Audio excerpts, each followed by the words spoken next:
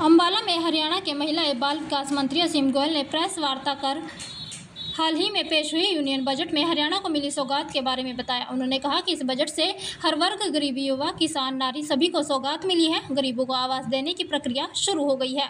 PM सूर्य घर योजना के नाते हरियाणा में लाखों लोगों को इसका फायदा होगा। युवाओं को आगे बढ़ाने के लिए इस बजट में एक कदम बढ़ाया गया है। सब्जी की खेती करने वाले किसानों के लिए एफपीओ के प्रमोशन और युवा स्कीम में स्टार्टअप वाले किसानों के लिए लोन का प्रावधान है। लगभग 1 करोड़ किसानों को नेचुरल फार्मर बनाए जाएंगे। महिलाओं के लिए हर जगह वर्किंग वुमेन हॉस्टल और उनके बच्चों के लिए कर्ज खोले जाएंगे। हरियाणा के हिस्से में रेलवे का लगभग 350 करोड़ का बजट आया है। वहीं पेरिस ओलंपिक में भारत की बेटी मनु भाकर ने ब्रॉन्ज मेडल जीता है, जिस पर गर्व और खुशी से महिला एवं बाल विकास मंत्री असीम गोयल ने कहा कि मनु भाकर हरियाणा की लाडली बेटी है। वो सिर्फ हरियाणा की ही नहीं बल्कि पूरे देश की बेटी है। जब वो आएगी तो उसका सम्मान किया जाएगा और अगर वो सही समय पर आ गई तो महिला एवं बाल विकास मंत्री की नई स्कीम का शुभारंभ भी मनु भाकर से करवाया जाएगा। आज जो यूनियन बजट माननीय वित्त मंत्री निर्मला सीतारमण जी ने आदरणीय प्रधानमंत्री नरेंद्र मोदी जी की मोदी 3 सरकार में जो प्रस्तुत किया है, उसको लेकर किस प्रकार से इस बजट के अंदर जो वंचित है उसको संचित करने के लिए, जो शोषित है उसको पोषित करने के लिए, और हर वर्ग, कोई भी कोना देश का, और किसी भी अगर हम कहें कि विकास की जहां जहां पर जरूरत है, किसी भी डिपार्टमेंट के नाते कोई भी चीज को इसमें नजरअंदाज नहीं किया गया।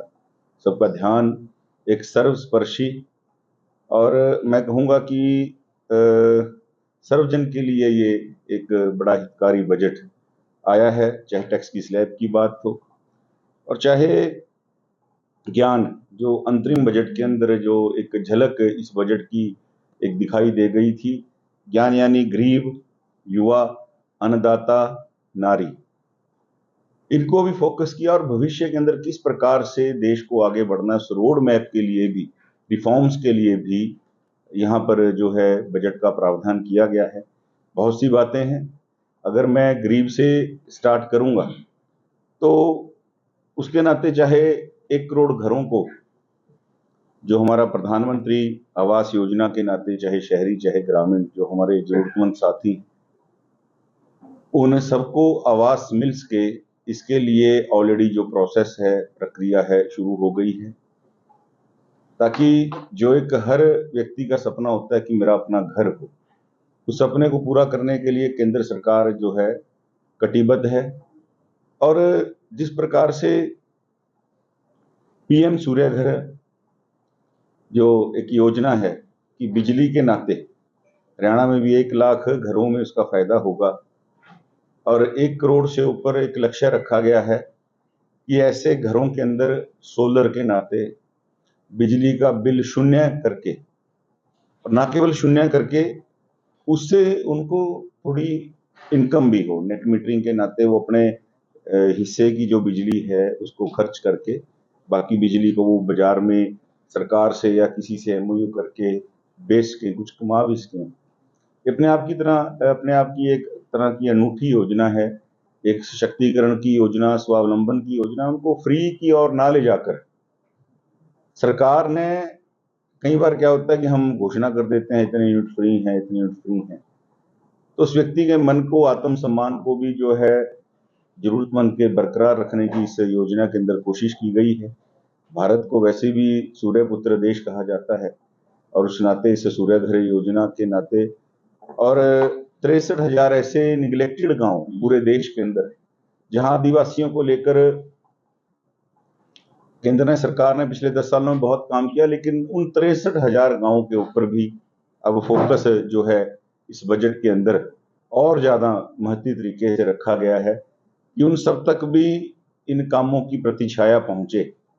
और युवा के नाते, चाहे अगर हम युवाओं के लेकर बात करें, रोजगार के जो एक नए सृजन करने की बात है, लगभग 30 लाख युवाओं को नौकरियां देने के लिए विभिन्न योजनाएं और 20 लाख युवाओं को स्किल के नाते ट्रेन करने के लिए 1000 ITI खोली जाएगी। डिफरेंट कोर्सेज के अंदर 20 लाख युवाओं को ट्रेन करके, ताकि वो आगे स्टार्टअप के नाते या मुद्रा योजना में लोन लेकर वो जॉब देने वाले बने, जॉब मांगने वाले ना बने। ऐसी एक सरकार की मंशा के नाते, और उसमें 12 जो इंडस्ट्रियल पार्क हैं उनको भी डेवलप किया जाएगा, ताकि 1 करोड़ युवाओं को इंटर्नशिप मिल सके।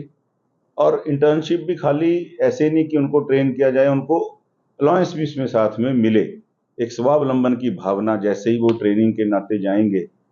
तो इस प्रकार से विभिन्न योजनाएं जिसके अंदर युवाओं को आप स्वावलंबन बनाने के लिए उनको आगे बढ़ाने के लिए विभिन्न योजनाएं इस बजट के अंदर हैं। और अगर मैं अन्नदाता के नाते बात करूं, 119 नई वैरायटी की जो फसलों के सीड हैं, सर्टिफाइड सीड हैं, जिनसे यील्ड जो है ज़्यादा निकले। 32 ऐसे हॉर्टिकल्चर के सीड हैं, वो डेवलप करके, ताकि हम जो बात करते हैं कि किसान की आय दुगनी हो सके। और MSP के ऊपर, कई फसलों के ऊपर फ्रीज करके 50% तक जो मुनाफा देने की बात है, उस दिशा के अंदर सरकार ने इस बजट के अंदर कदम बढ़ाया है।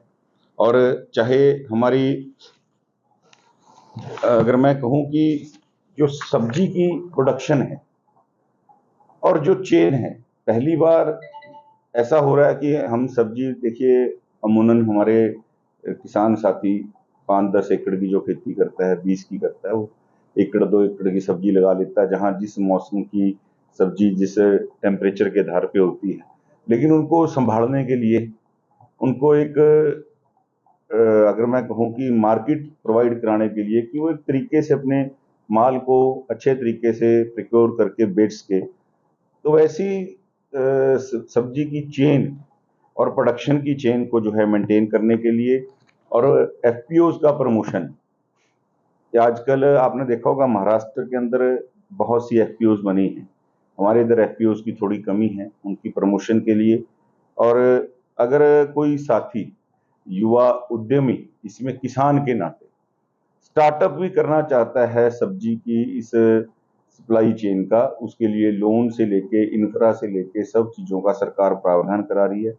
और जो अगर मैं कहूँ कि मस्टर्ड है, हमारा तिलहन और दलहन, इसके ऊपर बड़ा विशेष जो है फोकस केंद्र सरकार द्वारा, क्योंकि जितनी मुझे जानकारी है, जितना हमारे पास दलहन और तिलहन होता है, जितनी हमारी आबादी है, उसका 50% ही हमारे पास है दलहन और तिलहन, बाकी हमें मंगवाना पड़ता है। उस दलहन तिलहन की एक तो उपलब्धता को सुनिश्चित करना, और अपने यहाँ उसकी प्रोडक्शन बढ़े, उसको, ताकि किसान साथियों को, जो हम कहते हैं कि भाई आपकी आय दुगनी होगी, उस नाते। और अगर नेचुरल फार्मिंग, जो प्राकृतिक खेती है, जिससे हम धीरे धीरे पीछा छोड़ रहे हैं हम जिसको, लेकिन अगर 1 करोड़ किसानों को एक प्रावधान रखा गया है इस नेचुरल फार्मिंग से जोड़ने का, उनकी सर्टिफिकेशन भी करेंगे, उनको प्रोत्साहन राशि भी मिलेगी।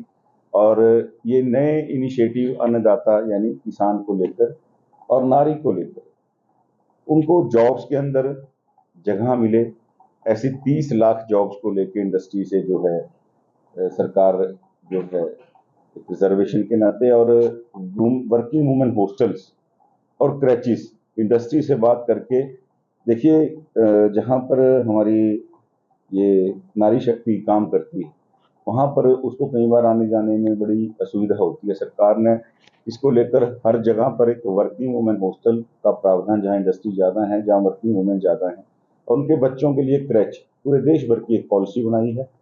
और 3 लाख करोड़ रुपए का विभिन्न योजनाओं के अंदर, चाहे मुद्रा योजना है, चाहे स्टार्टअप के नाते महिलाओं को और बेटियों को आगे बढ़ाने के लिए विभिन्न स्कीमों के अंदर 3 लाख करोड़ का बजट रखा है। और किसान साथियों को आगे जो एग्रीकल्चर सेक्टर है, उसके लिए 1.5 लाख करोड़ रुपए का जो है बजट का प्रावधान रखा गया है। और नए हाईवेज बनाने की बात हो, जिस तरह आपने देखा है कि हाईवे के ऊपर जिस तरह का काम मोदी सरकार ने, गडकरी जी ने किया है, पिछले 10 सालों से वो अनवरत जारी है। और ये इस बजट के अंदर भी जो हमारा AKIC है, जहां हम कहते हैं कि सबसे पुराना हाईवे है अमृतसर कलकत्ता इंडस्ट्रियल कॉरिडोर, जिसको हम शेरशाह सूरी मार्ग के नाम से भी कभी जानते थे, GT road, grand trunk road के नाम से, इसके ऊपर भी इसको डेवलपमेंट इसकी करने के लिए इसका और इसको किस प्रकार से आगे और बढ़ाया जा सके, विभिन्न विकसित भारत और हमारी विरासत के नाते भी गया जी के अंदर भी एक अलग से जो हमारी विरासत, हमारा अभिमान के नाते और हाईवे के नाते वो झलक आपको दिखेगी।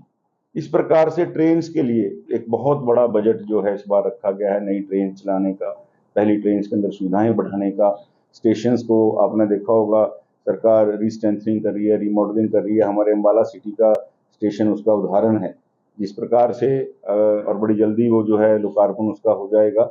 ऐसे ही लगभग इस बार भी लगभग 500 से ज़्यादा स्टेशंस का जो है इस बजट में प्रावधान रखा गया नई ट्रेन चलाने के लिए। और हरियाणा के हिस्से में भी रेलवे में इस बार लगभग 3.5 करोड़ रुपया जो है रेलवे के नाते आया है विभिन्न योजनाओं में। तो आज हम सब आप सबको साथियों को इसलिए बुलाना हुआ कि जिस प्रकार से मोदी जी ने एक विकसित भारत की बात कही थी, वो केवल बात नहीं थी, वो नारा नहीं था, ये सारा बजट उस विकसित भारत को जो है आगे बढ़ाने के लिए उस थीम के ऊपर जो है ये यूनियन बजट है। और इसी के बारे में आज आपसे बात करनी थी। कोई आपका सवाल हो तो आप अपनी बात मुझसे पूछ सकते हैं। देखिए, मनु भाकर हरियाणा की बड़ी लाडली बेटी है और मैं तो कहता हूँ कि ऐसी बेटियां एक उपलब्धि जो बेटियों की आती है तो वो एक बेटी की नहीं, वो पूरे भारत की बेटियों की उपलब्धि है। तो पूरे भारत को नाज होना चाहिए। पूरा भारत आज अभिभावक के नाते उस बेटी की उपलब्धि के ऊपर जो है बड़ा गर्व महसूस कर रहा है। और जब बेटी आएगी भी हम अपने विभाग की तरफ से उसको सम्मानित भी करेंगे। और हमने तो सोचा था कि वो पेरिस में पता चला ओलंपिक की डेट आ गई, हमने अपने विभाग में बल्कि एक योजना का श्री गणेश कराना है, तो हमने मनु भाकर के नाम के ऊपर भी इसमें सोचा था। और बिटिया अगर ठीक टाइम पे आ गई तो हम उसी से इस योजना का श्री गणेश भी करवाएंगे। अलग यात्रा निकाल रहे हैं, वहीं क्या अपनी अलग निकाल उनकी यात्रा को कैसे देखते हैं? देखिए, उन्होंने नारा दिया, जहाँ तक मेरी नॉलेज है कि 70 पार शायद नारा दिया है इस बार कांग्रेस ने, 70 पार ध्यान होगा आपको। मैं तो ये कहना चाहता हूँ कि 70 नेता हैं जो सरकार में मुख्यमंत्री बनना चाहते हैं। पहले अपने 70 गुटों से पार पालें, फिर 70 पार की बात करें। कांग्रेस के अंदर ना नेता एक है, ना इनकी नीति एक है और नीयत तो एक है ही। तो मेरा बड़ा क्लियर कहना है, कांग्रेस एक दूसरे को खुद को ही हराने का काम करेगी। 70 पार का नारा भी इनका फेल होने वाला है। और इनकी यात्राओं के अंदर भी जिस प्रकार से अलग अलग ग्रुप बनाकर अलग अलग शक्ति प्रदर्शन करके जो ये प्रदर्शन कर रहे हैं, तो मैं तो इनको यही कह सकता हूँ कि भगवान आपको सद्बुद्धि दे, आप इकट्ठे हों तो लड़ने की बात करें, वरना तो आपस में लड़ लड़ के ही आप समाप्त हो जाएंगे। हरियाणा में चुनाव की तैयारी में जुट गई है। कल नीता केजरीवाल सिंदौरा आई थी, 30 तारीख को भगवंत मान आ रहे हैं, 12 तारीख को संदेश भी दे आ रहे हैं। देखिए, लोकतंत्र है, सब तैयारी, सब पार्टियां अपने तरीके से अपनी तैयारी करती हैं, कोई भी तैयारी में आ सकता है, लेकिन ये फ्रेंडली मैच है। आप अगर देखेंगे दिल्ली को फ्रीबीज के नाते छोड़ दें और पंजाब में इनका तुक्का लग गया, बाकी पूरे देश के अंदर जहां ये गए इन्होंने मुंह की खाई। 1000 के आंकड़े भी कई बार इनके उम्मीदवार वोटों के नाते छू नहीं सके। ये कांग्रेस की बी टीम है और हरियाणा के अंदर इनका फ्रेंडली मैच चल रहा है। और आज मैं तो समझता हूँ कि आम आदमी पार्टी की हैसियत एक वोट कटवा पार्टी की रह गई है और उसी नाते वो आज ये जो है यहाँ पर चुनाव लड़ने के लिए आ रहे हैं। इससे ज्यादा मैं उनके बारे में कुछ और नहीं। और उनका कहना है कि मुझे बोलने नहीं देगा। देखिए, आप ममता जी का कभी भी अगर पुराना कोई भी इस तरह का रिकॉर्ड निकाल के देखेंगे, ममता जी केवल अपनी बात कहते हैं, अपनी बात कह के वहाँ की स्थिति को ना समझना, आरोप लगाकर आ जाना। आप आज तक जितनी मीटिंग्स हुई हैं, आप ऑन रिकॉर्ड उनका निकलवा के देख लें। और मैं इस बात को लेके, देखिए, विपक्ष के और जो सीएम नहीं गए थे उनके लिए भी कहना चाहता हूँ, आप बजट के ऊपर रुक्का फाड़ फाड़ के रोते हो, बजट में ये नहीं मिला, बजट में ये नहीं दिया, बजट। और जब आपके प्रदेश की नीतियों की निर्धारण की बात होती है, विकास के ऊपर चर्चा, आपके प्रदेश को आगे ले जाने के लिए आपको इनवाइट किया जाता है, आपसे पूछा जाता है, तब आप जाते नहीं। ये सरासर उन सब प्रदेशों के वोटर्स के साथ एक धोखा है, एक चीटिंग है। और विपक्ष के मुख्यमंत्री केवल एक वेंडेटा पॉलिटिक्स के नाते, एक विरोधी पॉलिटिक्स के नाते ये कुकृत्य करते हैं। ममता जी को मैं ठीक मानता हूं कि चलो आप मीटिंग में गए, लेकिन मीटिंग के बाद आके अपनी बात कह के और ये कहना जी मुझे 2 मिनट कम बोलने दिया गया, ये तर्क या कुतर्क किसी के समझ नहीं आएगा। मैं तो केवल इतनी बात कहता हूं कि नीति आयोग की बैठक कोई राजनीति करने के लिए नहीं होती। नीति आयोग की बैठक अपने अपने राज्य को विकास का जो एक एजेंडा है उसको मजबूत करने के लिए, अपनी मांग रखने के लिए नीति आयोग की बैठक होती है। और दुर्भाग्य है, दुर्भावना से सारे ये जो हमारे विपक्ष के मुख्यमंत्री हैं, ये सब उसमें भी राजनीति तलाशते हैं।